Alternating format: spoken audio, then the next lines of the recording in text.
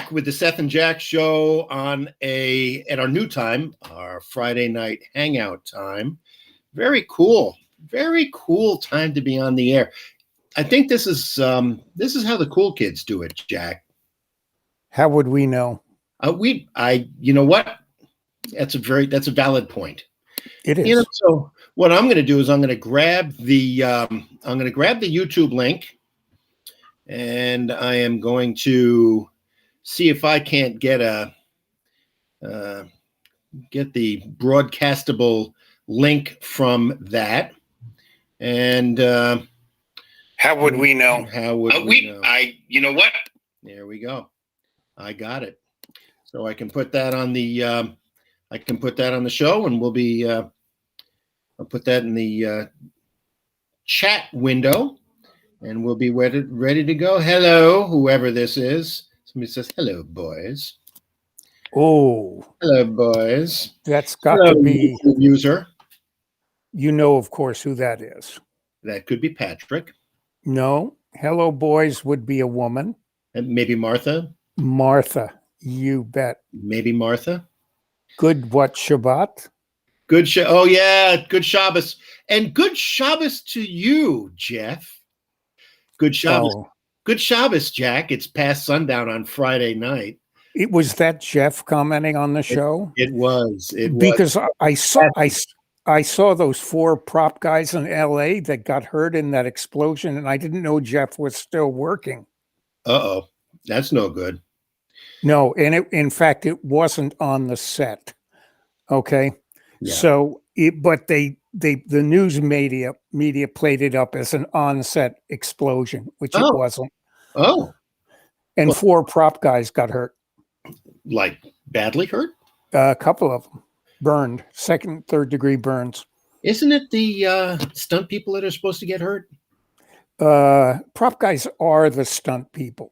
They're like the stand-ins for the stunt people. If the stunt guy thinks he doesn't really want to do it, they send a prop guy in there to do it first to make him feel guilty, and then he does it. See that, Jeff? You guys are getting all the kudos tonight, my friend. Jack, boy, all sorts of stuff happening in the news away from us. A whole week of fun and games. That's kind of the point of the show on Friday night, right? We get to talk about the week that was. I want to torture Jeff a little bit more. Okay, he said it wasn't him. Yeah, let's get the right tools for torturing now. Okay, so Seth, I'm going to preface this. Seth just got something in the mail that he ordered. When you live in Thomaston, Maine, you have a Black Lives Matter sign on your lawn. There's only one thing you can do for $13, and that's what Seth did. Somebody told me they got this on Amazon for $13. This is the Viper Tech stun gun. I'm not going to zap myself, but I'll show it in front of the camera. Look at this. 3, 2, 1. It's only a question of time, folks, before he thinks it's his razor. Early in the morning, he gets up, pulls the baby out. He's lying in the bathtub, puts it against his face. Ouch. And all they find are small charred parts. Yeah. Oh, maybe not so small parts. It's Chinese. The instructions are in Chinese. It's hysterical. It says, for muscle spasms, use for 1 second. For complete body contortions, use from 1 to 3 seconds on assailant. And for unconsciousness, use for like 4 seconds on. So you can completely screw somebody's day up with this gun. Seth, so much. They screwed up, Jack. So much in the news, Seth. I don't know where to start. I want to go directly to Miss Green, but let's go to Lou. Let's not. Let us go to Lou Dobbs. Seth, take it. We hardly knew you, Lou. Yeah, we hated your ass anyway. Well, I guess everybody remembers last week there was this extremely expensive lawsuit filed against Rudy Giuliani and one of the other kooks on the stage there with him. The woman lawyer that was engaged in the screaming match between she and Mark Meadows. Cindy, that's right. Sydney. Shout out to Sydney. Sydney, yeah. Yes. Well, that was a Dominion Voting Machines filed a multi-billion-dollar lawsuit against those two individuals. The other shoe has fallen, Jack. Smart Tech yesterday filed a $2.3 billion lawsuit against Fox News and all of the hosts separately and collectively on Fox News.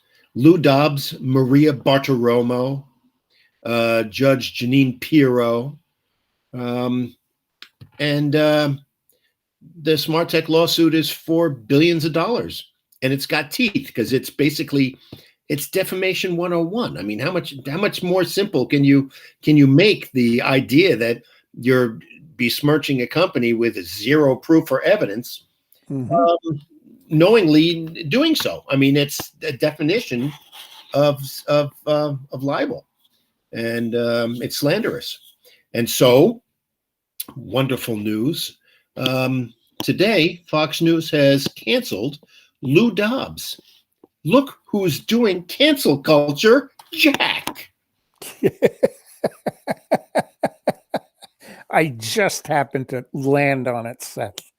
I'm much more interested in some other things, but this is very funny. What's okay? that?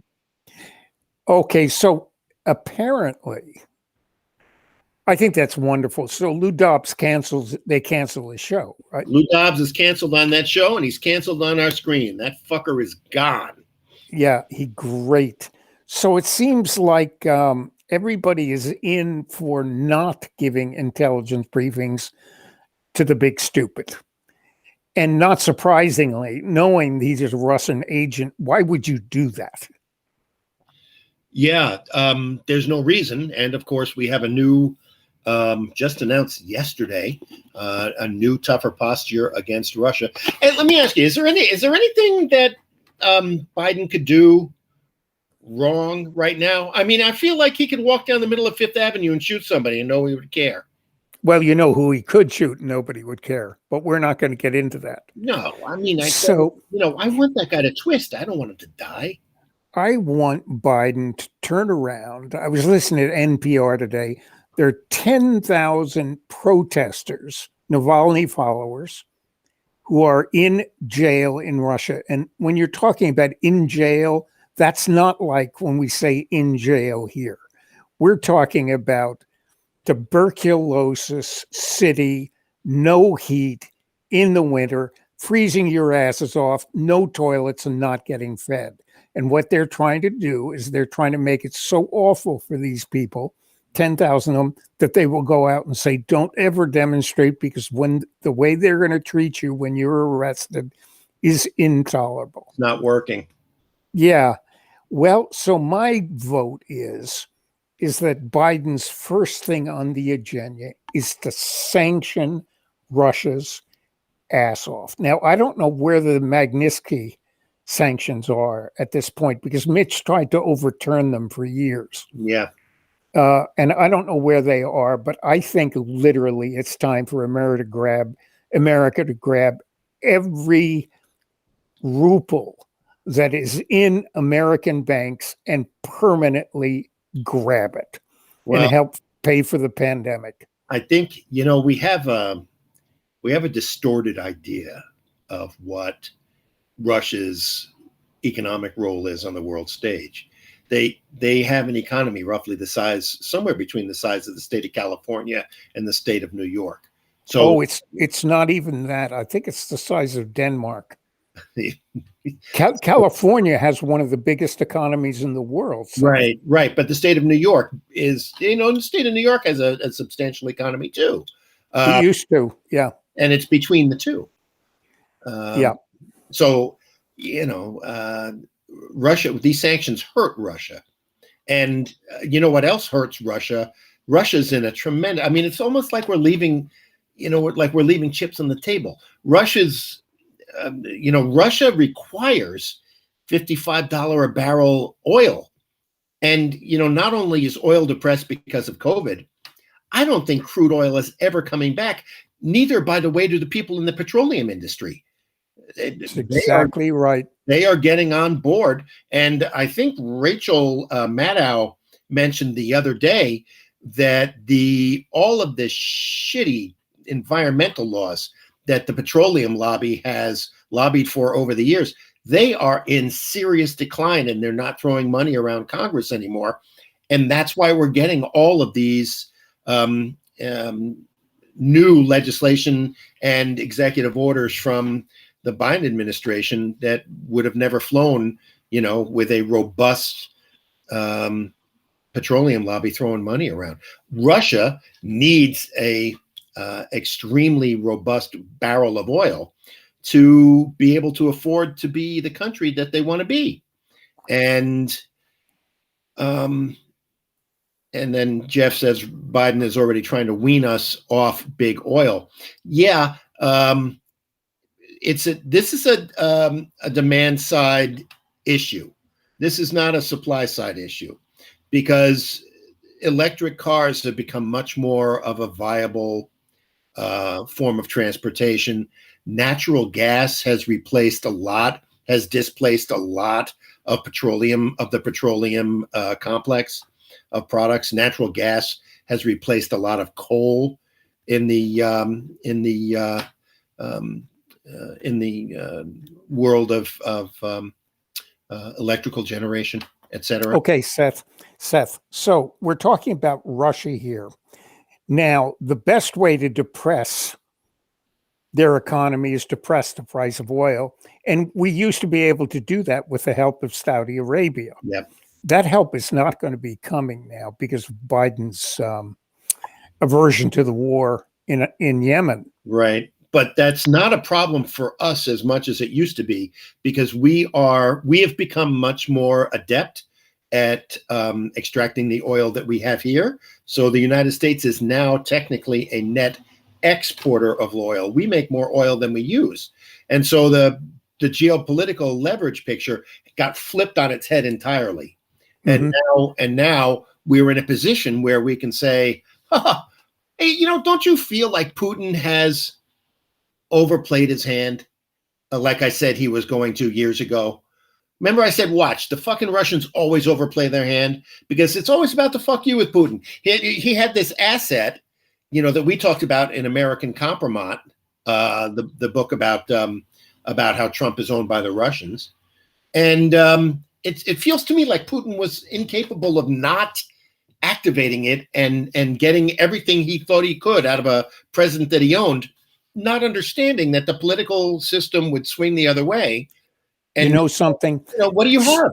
Seth, if he had had a more rational, reasonable, intelligent asset, he would have played it differently, because he's a genius.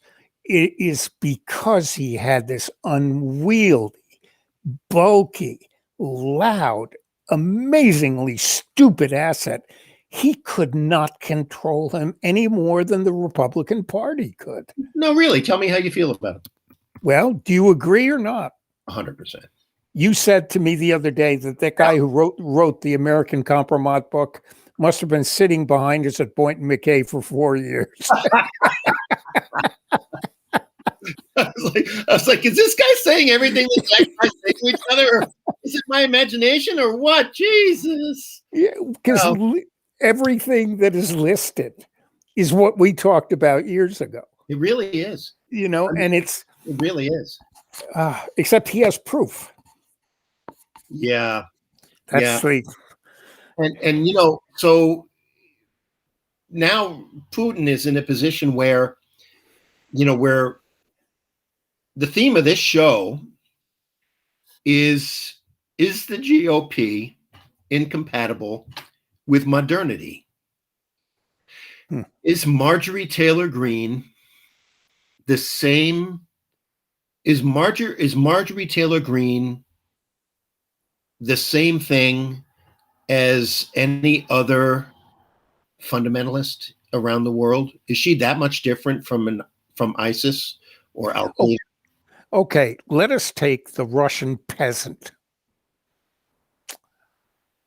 Brutal culture. Okay, just Yeah. as an example. She's certainly this. We have a parallel here. Let Yeah. us take the Bedouin Middle East. Is there a parallel? Of course there is. It's a tiny little village that has run for centuries on whatever the dogma is. It's the same thing in Russia. It's not the same dogma, but it's a dogma. It's the same thing in the Middle East, and I would say even villages in China. In other words, we're talking a universality that she represents that is not necessarily just American. She represents something all over the world. And as you pointed out, it is the inability to understand or keep up with modernism. Or change. Yes. Modernity, I think, for our purposes, we can define as the ability to not only understand, but to accept and embrace the changes that happen around you. For instance, like the world is not flat. The flat earthers are obviously incompatible with modernity. Mhm. Vaxxers, incompatible with modernity. There's nothing different between those people and their ideas than there are from other fundamentalists. Exactly so. And the question is what we should analyze: what are the factors that modernity entails universally that give all these people the same case of the ass? Well, in our case, we have the incompatibility of the idea of what our country is structured on and for. We have a class of people with racial entitlement in this country. Mhm. White Christians feel as if everything that they own is being stripped away from them culturally, and they feel like their identity is vanishing. Well, that's because these people have very little character and sense of self in the first place, not to mention zero boundaries, because they're all mentally ill and they're in a cult. Well, they have universally, there's a component in this modernism, which is the leveling of the international playing field. Yep. Now, they have gotten really used to playing on the high side of the field. This for them is a tsunami of lowlands, of a marsh that they could always look down on, but would never be a part of. And that's in a lot of ways, that's we call it white privilege, but it's much more universal than that. It's much more geographical, territorial. Sure. I mean, it manifests itself in American culture with this racist feeling of displacement by people who are poorly adjusted, not fully formed human beings. That is to say, people like this. Hey everyone, Marjorie Green. I'm excited to talk to you guys today. I want to go through the entire story of everything that's been going on. Have you guys been following 4chan, Q, any of that stuff? Anybody? It's a story that if you were actually to write this in a book. It's a story that if you were to write it in a book, I wouldn't believe it. I would put it down. But I don't think it would get published. It would be self-published, Harvey. I wouldn't believe it myself, but here it is on the internet, so it's got to be true. Praise Jesus. Honestly, I probably would quit reading the book because it's so unbelievable. It's an anonymous person. All right, so Q is a patriot. We know that for sure. It's not just Democrat and Republican, left and right. You can dive down in that Civil War into deeper levels where we have basically the deep state is fighting back against President Trump, the loyal people in his administration, and the American people. So Seth, you find it fascinating that she calls it this civil war? Yeah. I mean, that the idea that, politically in this country, we delude ourselves into thinking that there's a common ground that we have with the GOP. And this is an existential struggle for them. And that's, but I mean, if you asked what size of the actual GOP I think it is, I think it's a third of registered Republicans. No more than that. No more than a third of registered Republicans are thinking what Marjorie Taylor Greene thinks. It's interesting. There's something about Georgia. Bless them for the way they voted in the Senate. There's something about Georgia. Somewhere in Georgia, there is a really deep mine shaft that's filled with water. And in that mine shaft lives some kind of weird subhuman bacteria that they have access to, like Mitch McConnell, which obviously he's Kentucky, but what's his name? Our libertarian friend. Rand Paul. Yeah, and they like have a bucket that they go down. It's hundreds of feet long, this rope, and they bring up this sort of scum, and they bring it up and they wash it onto the dirt, and this is what it turns into. I mean, look at these people. The creme de la scum. Yes, the creme de la scum. Let's hear more. People. Okay. Is it going to be true that the child pedophilia in the elites in the Washington, D.C., is that what we're really going to see come out? Is it true? Is the type of corruption we're going to see come out? Is it going to be satanic worship that possibly all these people are involved in? Have you seen, and I've asked Will this before, the picture of Ruth Bader Gingrich walking through the airport? This woman has been drawn over for how many years? And all of a sudden, she's walking straight upright, like it's a whole new person. Almost like Do a you body believe double, like that Hillary is Clinton. Ruth? Yeah, like the body double for Hillary Clinton. So it's interesting. Yeah. So I do not believe that was Ruth. No, I don't think so. There's possible satanic worship, and maybe that all these scary things that people talk about on what's considered conspiracy sites and conspiracy theories really may be true. Seth, I love the idea of the robotic Ginsburg in parentheses Gingrich. Can you imagine thinking that this is some kind of satanic robot? Ruth Bader Gingrich. Gingrich. Oh, I mean, are these people confused? It's almost not fair for you and I, two You're right. Northeastern liberal elites who are well educated, who are culturally different from these people. It's almost not fair for us to engage in any form of criticism of these people. The tragedy here is that we occupy the same political space. We breathe the same political oxygen. That's what America is. That's the experiment. Can you make people like this better? The answer is no. And the only thing you can do is breed them out of the system. That's the only thing. It takes time. But you know what? Remember what we were saying? You want to call an audible on this and relieve ourselves of Marjorie Taylor Greene for a while, or you want to watch the rest of it? I mean, it's, first of all, ladies and gentlemen, this goes on and on. We talk about the Jewish laser satellites, which of course I believe in too, so I can't criticize her that.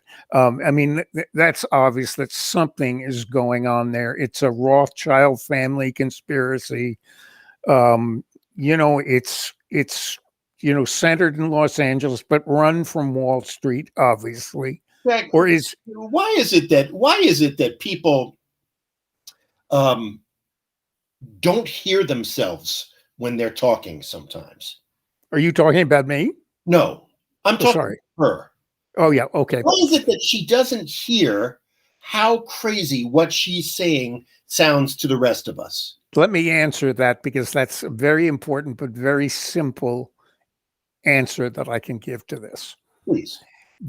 The one thing these folks and the human race suffers from, I mean, let's be fair, is it's not just the perception of the reality around them. What's more important is their misinterpretation of themselves and their value and position in that environment.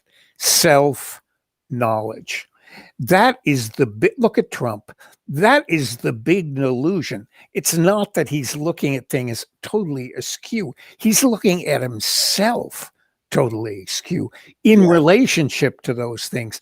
Those things have absolutely had no importance for him. If 1 million people died, he couldn't give a shit. No. Because his whole interest was in himself. He's an extreme example, but these people share that same inability to see themselves, to hear themselves. Yeah, but I mean, the reward cycle for them is they just get validation after validation. Hi, there you are. We missed you too. I'd love to know who this is. Yes, identify yourself or die. I mean, that's, Sorry, a little harsh. I got a little carried away. Yeah, not a little harsh. Yeah. Maybe you could just tase him Through the computer? through the computer. Yeah. Oh, let me talk about computers. I have two 27-inch monitors side by side. I share them so I can watch a show on one and then buy guitar parts on Amazon. And my Samsung, the monitor, not the computer, which is an iMac, went down, which gave me you ever had that experience where something breaks and you're almost glad it did, because you can buy the thing that when you originally bought the thing that broke didn't exist. Yeah. And I'm always guilty about spending money on myself. I really am. But I decided, okay. And I jumped to, let me see if I can remember what this is. It's $1,000 monitor.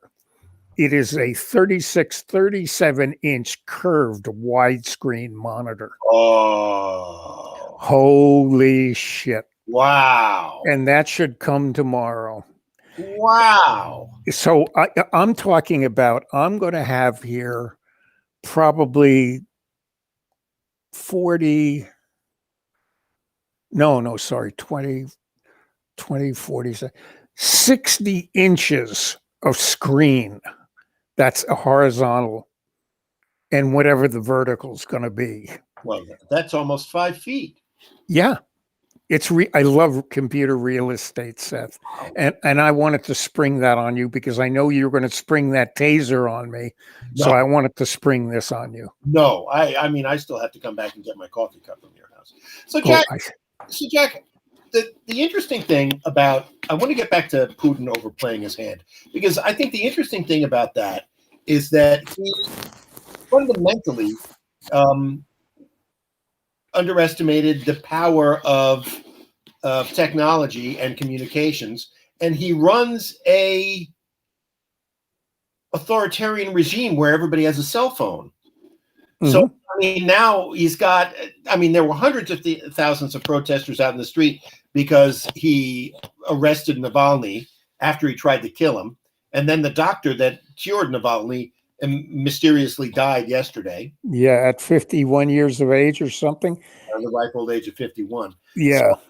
So, hey, bud, Putin is, I think he couldn't help but overplay his hand, owning the Manchurian Candidate.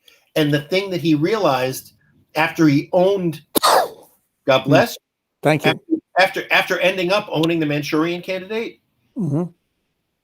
It's a changed ball game. Mm-hmm. What are you going to get out of the deal, dude? Mm-hmm. What are you going to learn about our system that is going to undo our system? Because from where we stand, we just went through the greatest threat to our system, that system that you want to prove to the world doesn't work. And now we have recovered from Trump. We have an astonishingly competent president. We've got one on deck. We've got a fascist party that's on the outs in the GOP.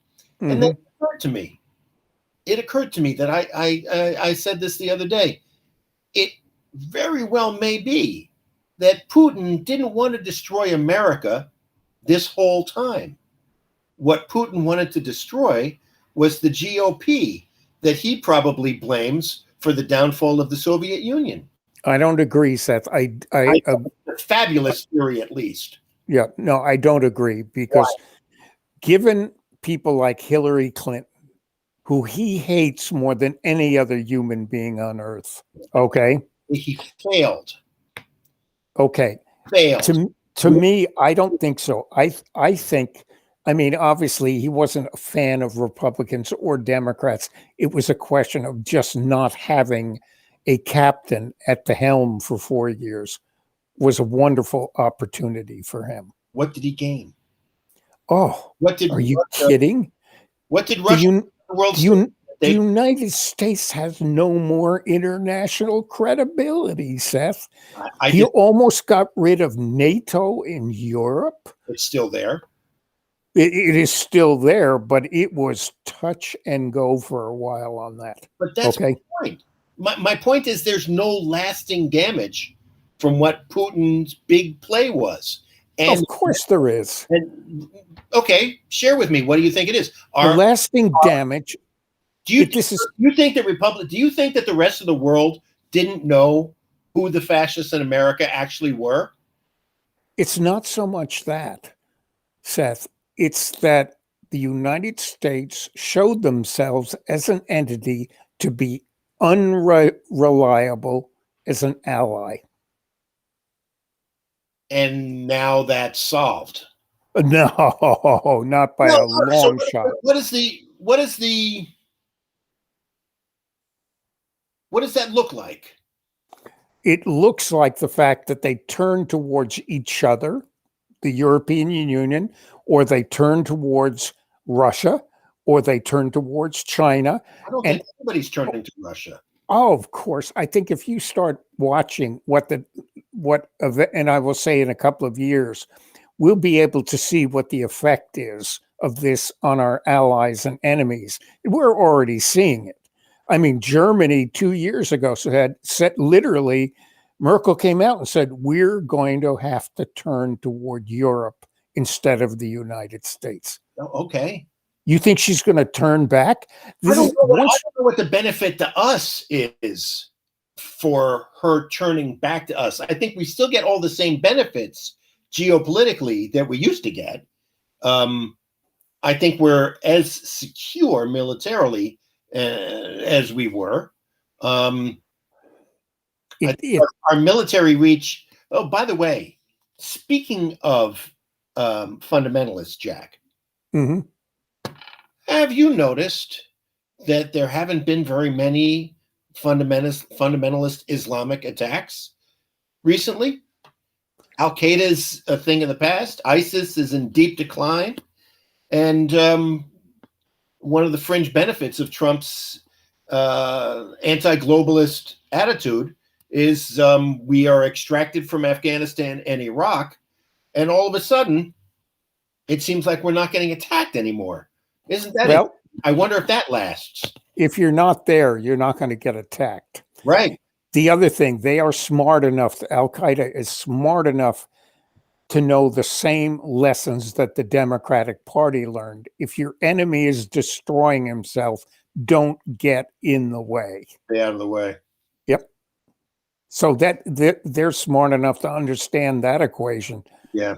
Why add to it? Why give them someone to hate, blow something up, and give the Americans something to hate? They hate each other. Let them go after themselves. How about the idea that the Russia is having a problem with a changed playing field? That is to say, maybe modernity geopolitically looks like Russia's miscalculation. I still think Russia miscalculated tremendously, because if you're not going to get lasting effects, and the destruction of the obstructionist, the party that is holding America back, frankly, the GOP, the ghastly obscenities party, the GOP. If you're not, I see the GOP as the only. I see the destruction of the GOP as the only lasting effect of this war by Putin on America, for which I'm tempted to say thank you. I've tremendously enjoyed the show. Haven't you? Seth, you keep talking about there's no destruction. Right now, America is more polarized than it has ever been in its history. Good. I think we need it to be. Well, I understand that. You don't think that is something that Putin can take a great deal of credit for? Well, if the one polarizing the people is in the Oval Office with his help? Yeah. I don't know that I think that the polarization of the extremes in this country and the dysfunction of the GOP only ends up being a positive in the long run for America. It's not only the extremes, Seth. Well, no, I think that there are Republicans like the Lincoln Party that are now looking for a home, and that's a good thing. They're not. Yeah. Oh, I agree. But no, but I think they're in the majority of the GOP, and remember we were talking about I said, what we're not taking into consideration is the power of the bully pulpit. Like Biden doing absolutely nothing but crushing it, in terms of getting shit done, in terms of getting checks to people that need checks, in terms of being, we thought he was going to be the nice, kindly dad that America needed. And it turns out he's like helping people out. Here you go, son. I know you're having a hard time paying the rent. Here you go, buddy. Everybody wants a dad like that. Mm-hmm. And the whole country, regardless of whether you're aligned with a dad like that politically, Biden's doing the right thing. Don't worry. Dad's going to make it okay. You're not going to get sick and die. And as Jeff points out, Chuck Schumer, watch out for that fucker. He's going to take no prisoners. Why should he take prisoners? He shouldn't. Why? The enemy is in full retreat and decline. The runway is clear legislatively. Fuck you. Yes, I agree. Fuck I you. agree. I agree.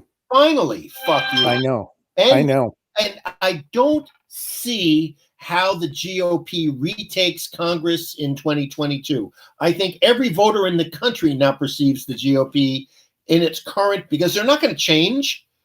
Well, look what's going to happen between now and 22. Think about something. COVID is going to be under control. It's the best that I can say in 22. Okay. The economy will become back like huge, Seth. Okay. That's going to happen. How the fuck can you vote Republican when that's happened under Biden? Not only that, but under a Democratic Congress that's been saying the whole time, hey, how about if you guys let us employ you in some green jobs? Let's create an infrastructure. Let's build some houses connected to a microgrid so they're energy resilient, so people don't have to live in single wides and can be warm in winter and cool in the summer. How about that? Yeah, letting us do our fucking job. The thing that always catches you and I out are the mini paradigm shifts. In other words, we have never been able in our relationship, which is like 5 years or something, where we've been trying to predict what happens. There's shit that comes that we never saw coming. I mean, that is that, and we predicted a lot of stuff, Seth, and analyzed a lot of stuff, but there's always something we don't see coming. But because you can only see the broad strokes of what's happening around you. And when you quiet the noise, of judgment and rage and all the rest of it, you start to pick up, bigger trends and put them together. And that's kind of what our theme has been this entire time. That's why I think it's a valuable perspective, because we see bigger trends and we talk about bigger trends that other people just simply miss. And yeah. And the biggest trend and the biggest overriding theme of that is the idea that technology is fundamentally changing everything, and it happens silently. I mean, the idea that we're entitled to see footage from every event on the face of the planet and make a judgment about it is such a paradigm shift in human consciousness that we don't even and we don't even recognize that it's happening. I mean, the reason that we have Black Lives Matter or racial or push for racial equality is because we see it on our TV screens.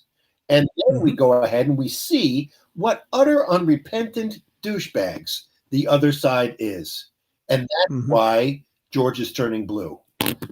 Speaking of unrepentant douchebags, there's a football game this weekend, right? Yes, and that the most unrepentant douchebag of all time, Tom Brady, is in it. He was with the Patriots. Very good. He was the quarterback for the Patriots. That's like saying Babe Ruth was with the Yankees, wasn't he? I knew that. Yeah. So the only reason I'm bringing up football is so I can change the subject. I want to show you my latest guitar, Seth. Okay? So I am just about finished building this. Now, this is my Yellow Cab guitar. Oh, you got okay. You got 10 for the first quarter mile in there, Jack? Yeah, exactly. But what it's done is, and this is hard to see here, all the pick guards are going to be, I don't have the back pickup in yet. I'm waiting for that. The pick guards are plexi, dirty plexi, so you can see the wiring. Okay. There's a voltage gauge there. And then there's a piece of plexi on the top with a rate card on it. Yeah, with chrome around this. And then it's got that rate card on eBay, didn't you? Yeah, and it's got like naugahyde wrapped here. And the reason it's done like this, and then on the back, there's a sticker, a driver's license from some cab. And this is all polyurethane around it, so it's glossy. Nice. And what I wanted to do, Seth, you'll appreciate this, is recreate what it was like to ride in one of those checkers where you had the dirty plexi. It was bulletproof. That was so dirty and so bulletproof you couldn't see shit. And if you didn't look out the side window, you'd get car sick. Yep. Now, there are a couple of things that I couldn't add to this. Remember the seat beads? Yeah, I also remember the floor mats, those rubber floor mats with the floor mats with the ridges on them, or the other ones, they had like the bumpy rubber floor mat. Right. And the other thing is, I was in New York when the transition between drivers from Brooklyn and Queens went to immigrants. And I watched the whole process. It took years, and they were always nicer. They were more interesting to talk to. They didn't have a fucking attitude, right? They were relatively educated. Yeah. And I watched that. But one thing that came with that was the seat beads that they would put over their seat because the beads would massage their back as they drove. And you and I were watching this week, Pretend It's a City with Scorsese interviewing Fran Lebowitz. And Fran Lebowitz was Jeff not only wrote some of the early skits for Saturday Night Live, he also drove a yellow checker cab a million years ago. Oh, he was the asshole that I came in from LaGuardia. But it's an interesting story because Fran Lebowitz said, speaking of old Jewish men, Fran Lebowitz said, in the 1970s and the 80s, cab driver in New York was a class of old Jewish men. You would have like a cigar chomping, balding Jewish man that was driving your cab. And I never saw the Jewish part of it. Yeah, yes. I didn't. The answer is 100% yes. There was that Really? There was that middle-aged Jewish wise guy hack that was like that you would see in sitcoms. He'd show up maybe in like Laverne and Shirley or on The Odd Couple, like the old, yeah, Mac, what do you want kind of guy. That guy Yeah, was right. old Jewish. And Fran Lebowitz was talking about it. She said, I was a cab driver for a while, and they treated me miserably. I'm like, oh, really, Fran? Really? I took a cab in from LaGuardia one night back from a shoot. You always have these fucking cases. It's a pain in the ass. Yeah. Okay. And we're going through the Midtown tunnel and we're coming out. As we come out of the tunnel, I'm talking to the guy. We stop at a light coming out of the tunnel on First or wherever the hell it is, 2nd Avenue. And he says, man, he says, I'm driving my life away. Wow. And I thought, holy shit, what a song. Jeez. You could write about that. I'm driving while, and I mean, he was fucking depressed. You could see it. He just, and what do you say to somebody like that? What do you say? It just, now Jeff is saying, hey, Seth is correct, which is the only thing I saw, so I put it up. And they're that's a first. Have him stuffed, Seth. We'll put him in the. Like, hey, Jack, can you do a screen cap of this for me, please, so I can frame it? Yeah, hang on. I just have to widen the screen a little here. I'm joking. I'll do it. Okay. I just went forevermore. Jeff actually said, Seth is correct. Yeah, you know what? We should have Jeff stuffed and in the Smithsonian. Really, Jeff. I was working in Midtown, and I had to get back downtown for an afternoon meeting. So I get in the cab, and it's a Puerto Rican man. I said, hey, I got a meeting downtown. He says, listen, man. Right off the bat. I mean, he's the nicest guy in the world. He says, listen, man, I got 2 speeds. Slow and a stop. It's like the Teamsters in New York when they tell you they got 2 speeds when you complain. Yeah. They said, if you don't like this one, you're going to hate the other one. So cab stories, they're endless, right? So cab story.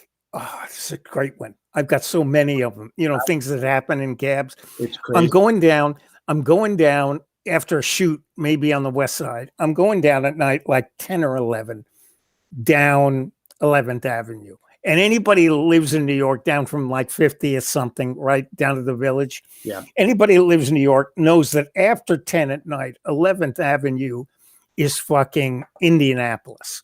It is very few cars, lights are timed, and you can do 80 down 11th. It's faster than getting on the West Side Highway. On the on the West Side Highway, which is 2 blocks away. And this fucking cab is rocking and rolling side to side. It's a checker, a big checker. And we stop at a light maybe on 42nd, and I say, dude, this fucking cab is dangerous.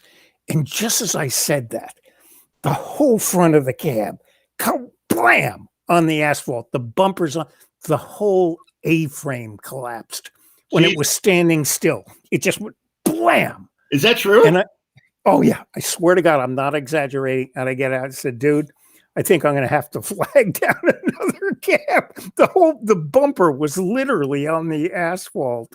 The other great cab story is, Jimmy Golden, who you met, and I are taking a cab down from the Upper Park Avenue somewhere. So we have to go around the Pan Am building, which is, you do that. It's all elevated. And then you get on the Park Avenue going south, because it's, as because you work there, it goes around the whole Pan Am building and the Hyatt and all that.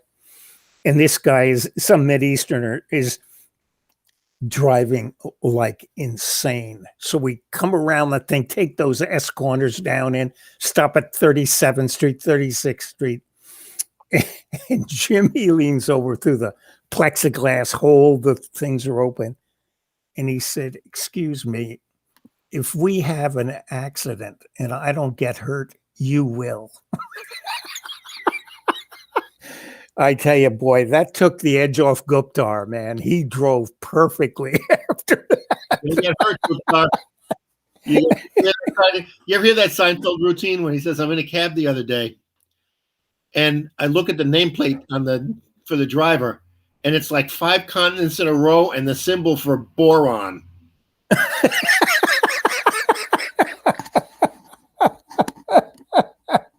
And here's the other side of it. Almost the last cab ride I took in Manhattan. Take it from 14th Street, 13th Street, up to 56th, because I'm going to the computer store. And as we're driving, I noticed the driver is a black guy. He's got these hash marks on his face. West African, huh? You bet. And I said to him, "You're from Kumasi, aren't you?" He goes like this. How do you know? How do you know? You know, Kumasi's on the interior of Ghana. Yeah. I said, because I've been there and I know that no, I didn't say you're from Kumasi. I said, you are Ashanti, which is the tribe. Yeah. Okay. In Kumasi. Yeah. How did you know? How do you know? I've been there. I've seen it. I know what these marks are. You know, when you're a kid, they cut them on your face because you're a tribal member of the Ashanti tribe. We talked all the way up to 56th Street. Okay, I probably told you this. The cab stops, and we're still talking about Ghana. How long have you been here? What is this? He says, "You no pay." I said, and I handed him a 20. I'm giving you double your cab fare because I had so much fun talking to him. You no pay. 5 minutes we sit in the cab arguing because he doesn't want to take money and I want to pay him double. And that was I don't know how we worked it. I think I just threw the 20 at him. Of course, he was laughing the whole time. And it was the greatest cab ride I've ever had in my life. So many great things happen in these wonderful slices of life in New York. You know, no shit. We think about that. I miss it so much. I mean, I miss the interaction with people that are fascinating people that you just run across. I miss. There's so much of it. It's really such a double-sided coin. There's so much that you lose from not living in a city, and there's so much you lose by not living in a place like this. It's like I've never had the opportunity to live in two places, half the year here, half the year there. And, to be honest, maybe the fall would be the best time to be in New York. I mean, the fall. And then the rest of the year in Mar-a-Lago? No. Well, certainly not Florida. But you're right. Fall in New York. There's fall, and then there's the week before Christmas, which is magical. Just the best. Magical. Just the best. The whole thing. I mean, and we were talking about when I did my forktail with you, when we did the storytelling thing together. And I told the story about that time on the subway when I was going to the friggin' Saturday morning. I get on the number 2 train in Brooklyn. I get in the car with Jessica. There's like one other person in the car. He's sitting across from us, and we're going to these sample sales. So the long story short, the door opens up on the right of the car in between the first stop, and the guy with one leg gets on, and he's got crutches, and he knows the conductor. So they start talking to each other. We're in the conductor's car. And then we pull into the next stop, and a guy missing the other leg gets on the other end of the car, and he's panhandling for money too. And there's like a Mexican standoff with two guys with two legs between them looking at each other. So that's Nevin Street, right? So we get past Nevin Street and we head into and the guy and Jesse and I are like dying. We're like, here's how on PC New York was just in the 90s. Jesse and I are outright laughing at two homeless, legless men in the car. Like, because the situation was absurd. And my hand to God, this happened. At Atlantic Avenue, the guy with no legs and a skateboard gets on the car and starts wheeling himself through. And he looks at the guy with one leg on one side. Then he looks down. He realizes 3 guys, 3 panhandlers, 2 legs between them, and nobody's making money. You know what it was, Seth? This is part of the conspiracy. They all have walkie-talkies. And it went out like this. There's a Jew in car 4. we do this mind fuck on him, maybe one day he'll invent a space laser and start forest fires in California. Well, that would be I think that's probably the high we need to end the show on, buddy. What do you think? Okay. Well, now that we solved the world's problems, what we didn't get into, and we'll have to do next Friday, Seth, what's that? Is we talked about the peasant in the small Russian village. We talked about the Bedouin in the Mideast, maybe Chinese in a small village, and then Majorie in Georgia.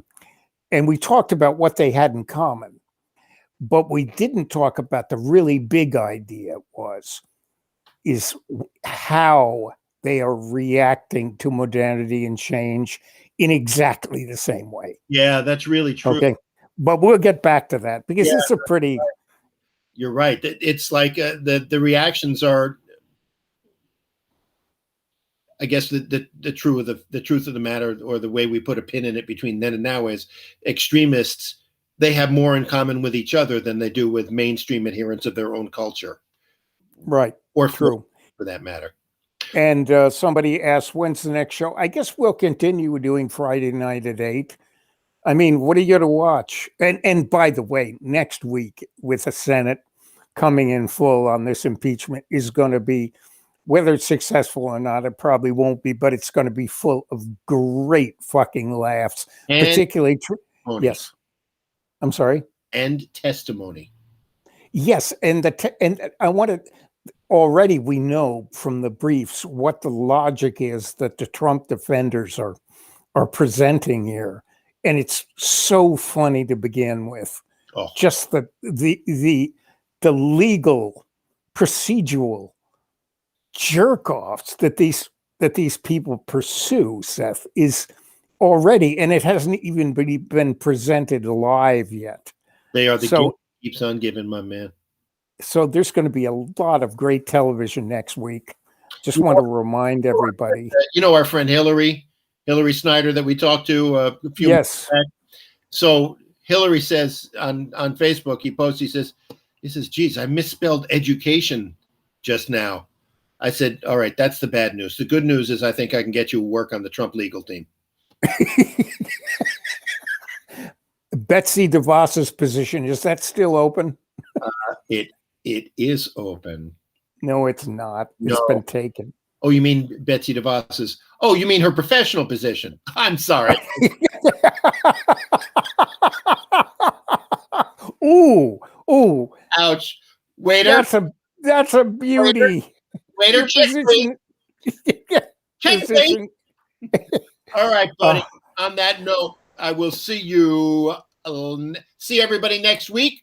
Maybe earlier, maybe same time. Who knows? And Jack, I will catch up with you to give you all the watching points for the Super Bowl. I'm sure you're going to be interested in that. Oh, please. I don't have to block you or anything, do I? No, I'm going to watch it. When is it on? It's on 4:00 this morning. No, okay, Seth. Now go fuck yourself. When is it really on? Super Bowl Sunday. At what time? I would guess it could start at 7. It could start at 8. It could start at 6. I don't fucking know. But it's on Sunday evening-ish. Sunday evening, yeah. That's for the California crowd. And Jen, so we have a tradition. Every year we make the food from the city that the Super Bowl is taking place, that the teams are from. So this year we'll be doing it's Tampa Bay versus Kansas City. So it's Kansas City barbecued ribs, and in Tampa Bay they eat Cubano sandwiches. So I'll be making Cubano sandwiches. Talk about fucking white privilege. Yeah. There you have it, people. If you ever wanted to know what white privilege looks like in Thomaston, Maine, you have the icon. But I call it passing for white privilege. Because I'm not really white, I'm Jewish. Oh, that's right. I forgot about that. Yeah, okay. Technically. Yeah.